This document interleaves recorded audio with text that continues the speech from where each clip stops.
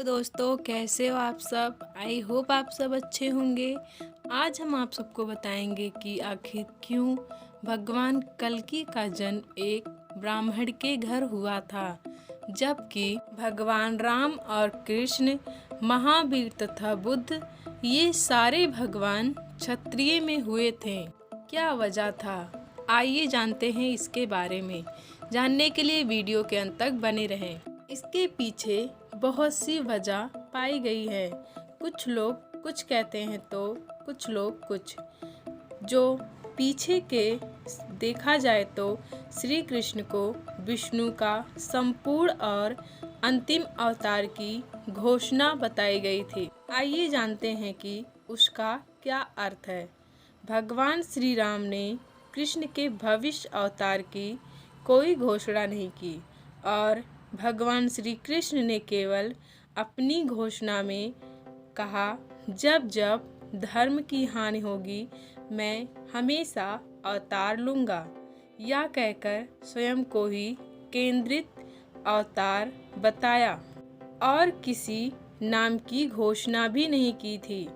तब ये कल्कि अवतार की घोषणा किस अवतार ने की है, ये तो मनुष्य की कोई काल्पनिक भविष्यवाणी हो सकती है। श्री कृष्ण के मृत्यु के उपरांत अंधकार युग आया, वहीं कलयुग था, जबकि किसी भी अवतार का अवतरित होने का कोई अर्थ नहीं है।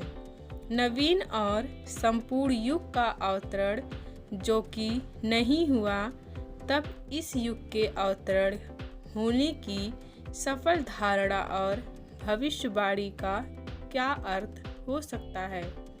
यानी ईश्वर के अवतरण से कोई विशेष युग परिवर्तन नहीं हुआ और न ही शांति हुई, बल्कि केवल अंधकार युग ही आया। या कृष्ण का अवतरण निष्फल रहा और कलयुग में महावीर स्वामी ने अवतरण लिया और धर्म फैलाया। बाद में बुद्ध ने सनातन धर्म का पुनर्जागरण भी किया। और उसका क्या अर्थ है, जबकि ये वेदों को मान्य नहीं कर गए, तब भी इन्हें विष्णु के अवतार घोषित किया गया। तब ये युग कौन से रहे। और भविष्य पुराण के अनुसार कलयुग में अत्याचार चरम पर होंगे, तब क्या पूर्व 3 युगों के काम अत्याचार हुए थे? वहाँ तो इससे भी ज्यादा अत्याचार हुए थे। निष्फल ही रहा होगा। और कलयुग में महावीर स्वामी ने अवतरण लिया और धर्म फैलाया। बाद में बुद्ध ने सनातन धर्म का पुनर्जागरण किया। उसका अर्थ है, जब वेदों को मान्य नहीं कर गए, तब भी इन्हें विष्णु के अवतार घोषित किया गया। और ये युग कौन से रहे होंगे। और भविष्य पुराण के अनुसार कलयुग में अत्याचार अपने चरम पर होंगे, तब क्या पूर्व 3 युगों में कोई अत्याचार नहीं हुआ था? वहाँ तो इससे भी ज़्यादा अत्याचार हुए थे, जबकि आज एक सामान्य मनुष्य वायुयान की यात्रा कर सकता है। स्त्रियों को अपनी सार्वभौमिक विकास करने की पूरी स्वतंत्रता है और प्रगतिशीलता है। इसमें आखिर कलयुग कहाँ है? केवल ऐसे पुरुषों की दृष्टि में जो केवल स्त्रियों को अपनी भोग लालसा के उपयोग को ही मान्यता देते हैं। अगर स्त्रियां गुलामी का जीवन जिए तो सतयुग होगा, अन्यथा नहीं। और कलयुग के उपरांत फिर से सतयुग ही आएगा, ये मान्यता है। तब उस युग में केवल पुरुष ही अवतार आएगा, कोई स्त्री अवतार नहीं आएगी। ये कोई वर्णन नहीं है। इसका अर्थ है कि केवल पुरुष वर्चस्व का अर्थ ही सतयुग, त्रेता युग व द्वापर युग है। कलयुग में केवल स्त्री की समस्त उन्नति का अर्थ व्यभिचारी अर्थ है। बाकी पुरुष ही सर्वश्रेष्ठ युग अवतार है।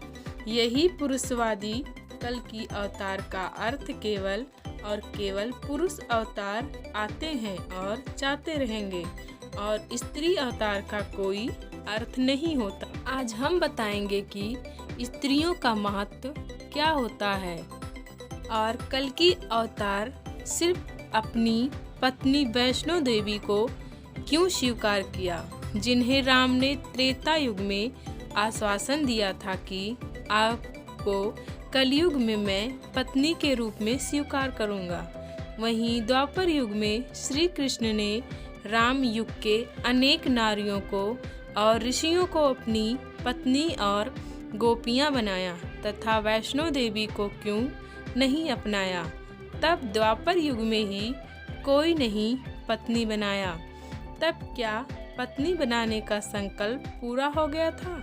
जो शेष रह गई उनके कलयुग में अपनाएंगे, इसका क्या अर्थ है? यहाँ कोई पुरुषवादी युगों में ये पुरुष अवतार अपने वर्चस्व की ही वृद्धि करेंगे और बहु प्रथा के विपरीत रूप में अनेक स्त्रियों को केवल अपनी भोग पूर्ति को पत्नी बनाएंगे।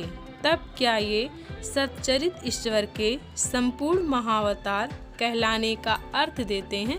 स्त्री और पुरुष एक दूसरे के बीच हैं। अवस्था प्रेम और प्रेम में स्नातवादी दर्शन कार्य करता है, इसलिए दोनों समान हैं। तभी महारास घटित होता है। यदि स्त्री अपने सर्वोच्चता को प्राप्त नहीं करती तब पुरुष को भी सर्वोच्चता की प्राप्ति नहीं होगी और वे सदा अत्युत रहेंगे। स्त्री के भी युग है जिनमें वो अपना भौतिक व आध्यात्मिक ज्ञान विज्ञान संपूर्ण करेंगी, जैसा कि वर्तमान में चल रहा है। तभी स्त्री सर्वत्र सभी क्षेत्रों में संपूर्णता प्राप्त कर सकती हैं। यूं ही किसी कल्कि अवतार का जन्म नहीं होने वाला हो सकता है। दोस्तों, अगर ये जानकारी पसंद आए तो लाइक कमेंट करना, अगर नए हैं तो सब्सक्राइब करना। धन्यवाद।